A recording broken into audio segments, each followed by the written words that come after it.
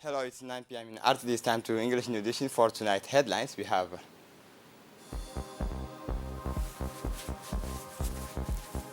the Arab state takes part in the International Climate Summit.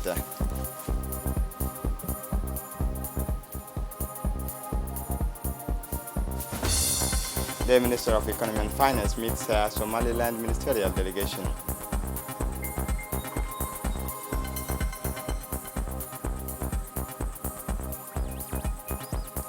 Airliner crashes into Lake Victoria. Death toll rises to 19. Welcome to our newsroom. The 27th Conference of the Parties to the United Nations Framework Convention on Climate Change, COP27, started this morning in the city of Sharm el-Sheikh in Egypt. More than 100 head of state and government of the world's country and several high officials such as the President of the African Union Commission, Mr. Moussa Faki, as well as the President of the European Union Commission, Ms.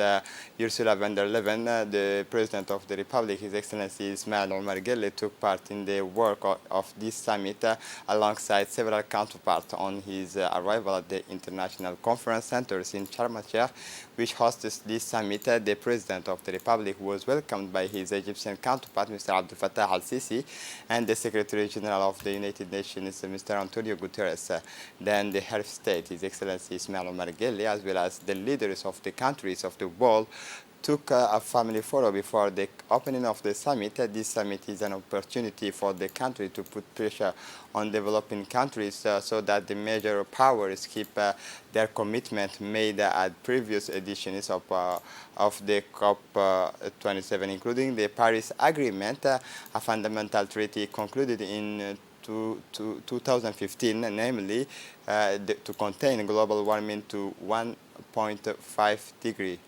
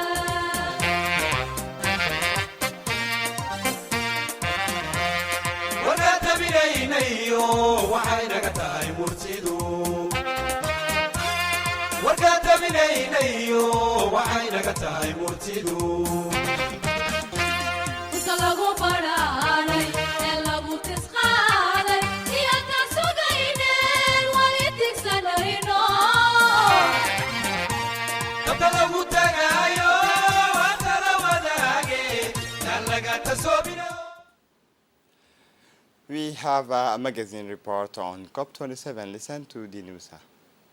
Young Irish woman of Somali origin. At the age of 16, she is the youngest climate change activist invited to the COP27 summit that has just started here in Sharm el-Sheikh, Egypt. Sumaya was only 11 years old when she became aware of the situation. Since then, she has been militating for the cause of our planet in order to put an end to its degradation. Being part of the generation that has the most to lose from climate change, Sumaya was chosen by her country to be the voice of young environmental activists in the Irish Parliament. Today, Sumaya has been awarded the title of Youth Champion for the Protection of the Earth. Her ambition is to make this cause her vocation and to awaken the intrinsic love that all humanity has for Mother Earth. My name is Sumaya Ahmed Mohammed. I am 16 years old. I am a representative of the Icelandic youth climate activists. It all started when I was 11 years old. The teacher asked us to write a topic on climate change, and since then I have been campaigning for the cause of our planet. I represent the Irish youth climate activists in Parliament. I am here today at the COP27 summit to bring the voice of youth to raise awareness and create action by the countries of the world to protect the environment. Through workshops and roundtables at the heart of the summit, I aim to expose the consequences of climate change and the urgency of a common action in favor of the planet. The 27th Conference of the Parties to the United Nations Framework Convention on Climate Change, known by its acronym COP27, is held in Sharm el-Sheikh in Egypt from November 6 to 8, 2022. This conference brings together about 100 heads of state and government, including our president, His Excellency Mr. Ismail Omar Guelleh. Leaders from more than 5,000 companies, civil society representatives, and climate activists also took part in the conference to negotiate a coordinated response to limit global warming and address climate change challenges. During this meeting in Sharm el-Sheikh, several initiatives, among which the energy transition of the African continent, the implementation of climate solutions to preserve peace, the sustainable transition of food and agriculture, the establishment of a process to support water resources for adaptation and resilience, will be addressed during this 27th World Climate Summit. Djibouti has taken concrete steps that are model in the region by launching the international summit entitled Climate Change and Research, which comes at a time when the country aims to fully deduct by 2025 all of its energy needs and renewable and clean source. The summit was an opportunity for specialists in climate and biodiversity issues and several institutions to discuss effective ways to cope. The President of the Republic did not fail in his speech to recall that regional cooperation and conciliation of technical scientific knowledge are the only effective way to protect the planet and face climate change. A first objective, a long-term work which was crowned with success with the opening in Djibouti of a regional observatory which has today ECOMINT at the cutting edge of technology in terms of analysis and data processing, climate modeling. COP27 set four major objectives: mitigation, adaptation, financing, and the energy transition in Africa. It was also an opportunity to urge all parties to build mutual trust through which the results to which people aspire must be achieved both in the fight against climate change crisis and in the prevention of its devastating catastrophes. The climate the last 8 years are on track to be the hottest on record. Listen once again to the report.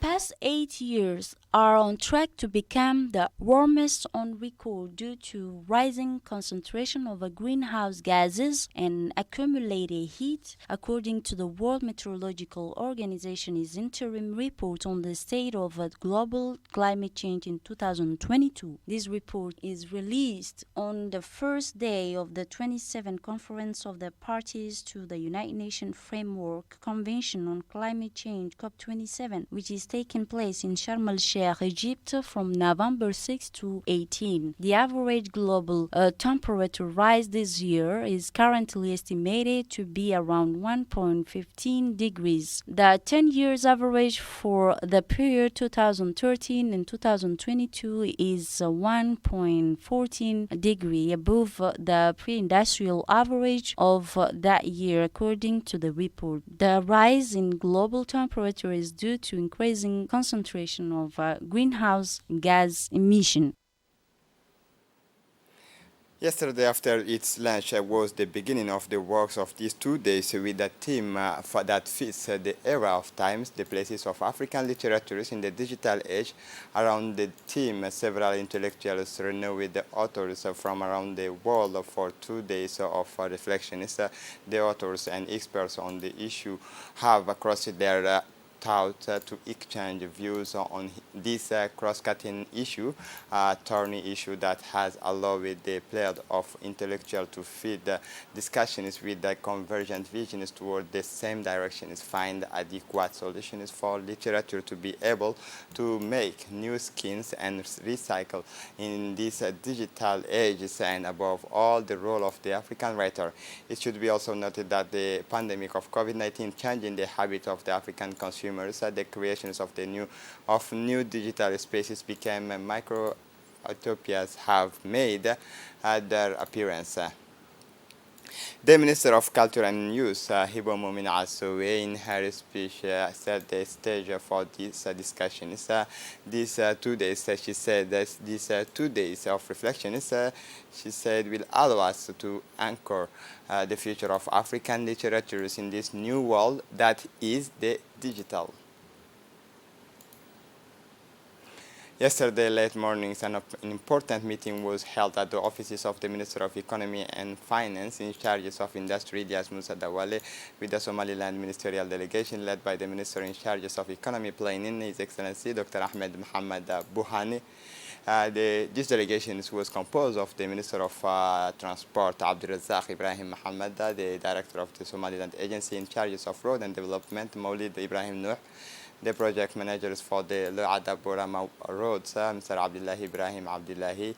On the Djiboutian side, the delegation was composed of the Minister of Interior, Saad Nuh Hassan, the Minister of Agriculture, Mohammed Ahmed Awale, the Minister of Infrastructure Transport, Hassan Muhammad Arbahim, and the head of the various institutions in charge of customs transport and ADR, as well as the Director General of the National Police, Abdurrahman Ali Kahin, in the presence of experts from the African Development Bank. Discussion is focused on ways to accelerate the construction of the road linking Djibouti to Wajale via Zela and Burama, which will start in early 2023 in its first phase to Zela. He agreed that this road will be financed under the Horn of Africa initiatives by the African Development Bank. They agreed to set up a joint committee to monitor the construction of this important road, which will facilitate the movement of goods and peoples in the sub-regions, which is expected to develop with a special cross-border economic zones. As part of the reforms of the administration, the Secretary General of the Ministry of Budget has chaired a meeting this morning. This high-level meeting focused on the state of the information system of the public expenditure chain. The objective was to draw a picture on the current state, but also the orientation is for a synergy of the management of public finances in the immediate future. This meeting brought together the top of the baskets of the different departments of the ministry, diligent with the National Agency of the Information System of the state. It should be noted that the organization of this meeting is part of the reform of administration.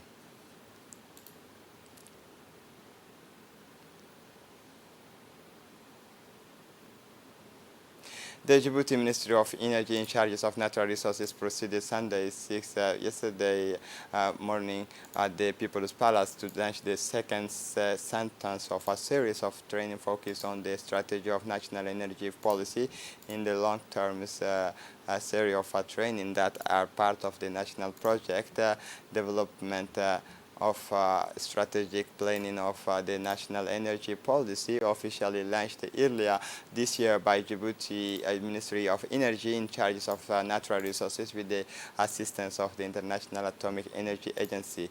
It is a two-week training workshop during which agents of the ministry will benefit from the know-how of an international experts of the International Atomic Energy Agency on the use of the planning tool and methodology best known under the English acronym MILE.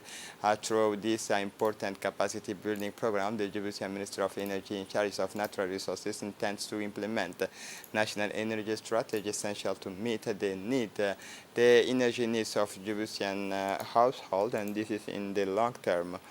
Chaired by the Secretary General of the Ministry of Energy in charge of natural resources, Mohamed Kile.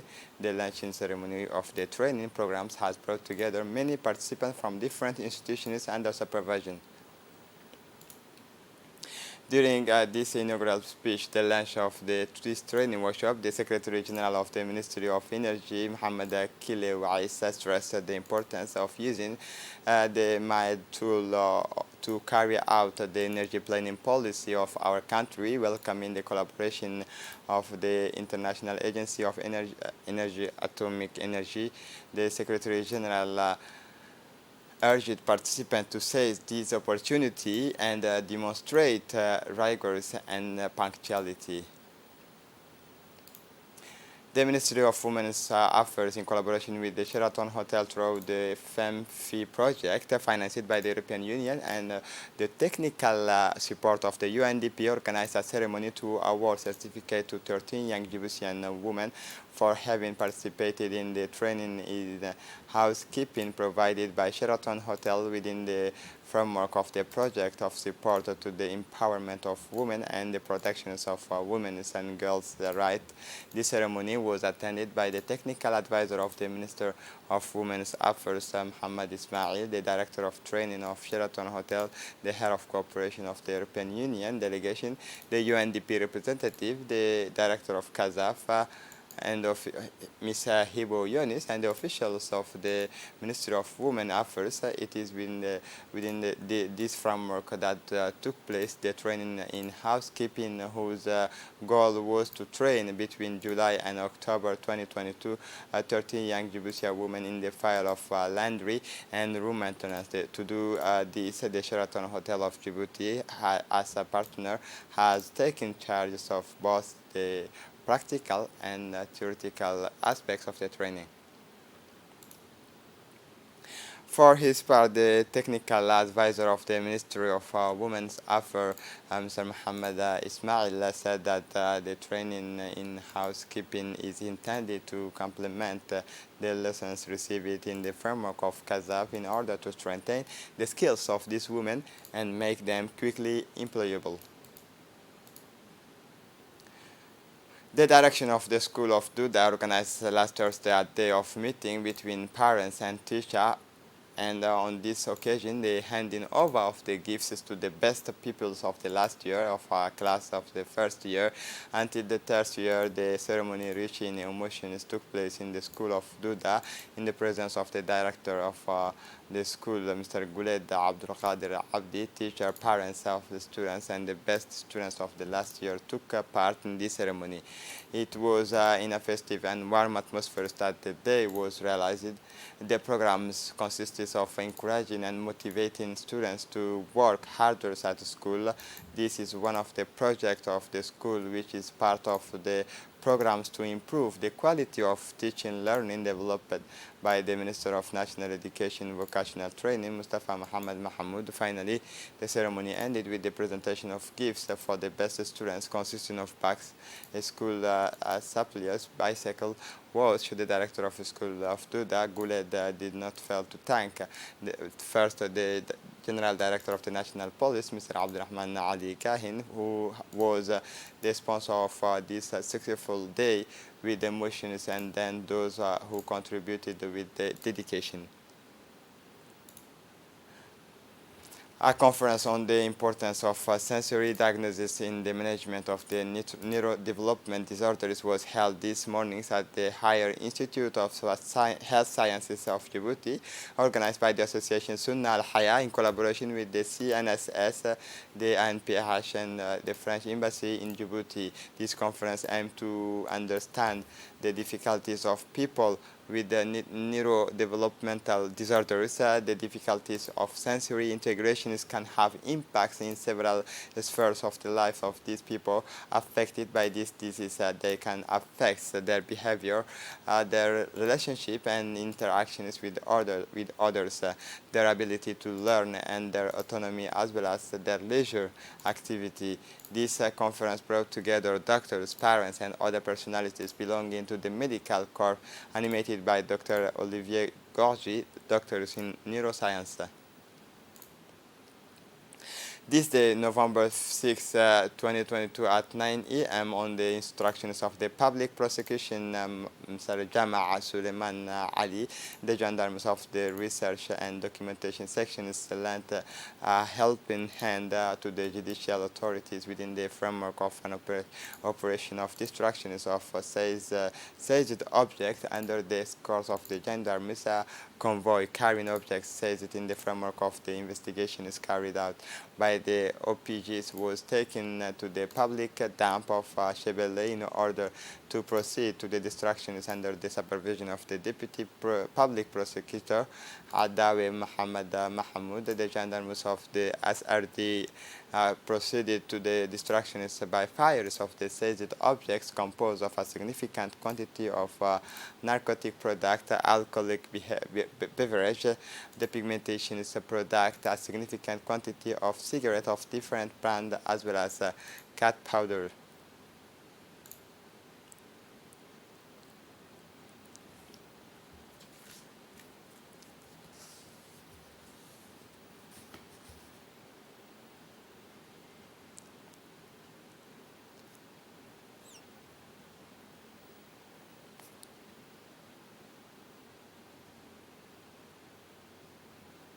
For his part, the Deputy Public Prosecutor, Mr. Addal Mohammed Mahmoud, the Deputy Prosecutor, gave a brief interview on this operation. Particular precautions were taken for the destructions of the narcotic product and those of the depigmentation because of the toxic fumes and that those they can release.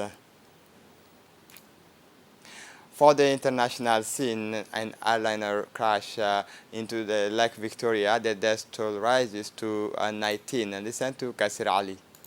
The death toll from an airliner crash that crashed into Lake Victoria in Tanzania on Sunday now stands at 19. Prime Minister Kassim Majaliwa announced after a previous death toll of 3 among the 43 people on board. Domestic flight from Dar es Salaam was to land at Bikoka Airport in the northwest of the country. The regional police commander, who was unable to explain the accident, said that at the time of the approach, there were thunderstorms and heavy rains. The President Samia Suluhu Hassan expressed her condolence to those affected by the accident. Let's keep calm as the rescue operation continue and pray for God to help us, she said on Twitter. President said also that Precisions Air, which is Tanzania's largest private airlines, released a brief statement confirming the accident. This is it for the news. Thanks for watching us. Have a good evening.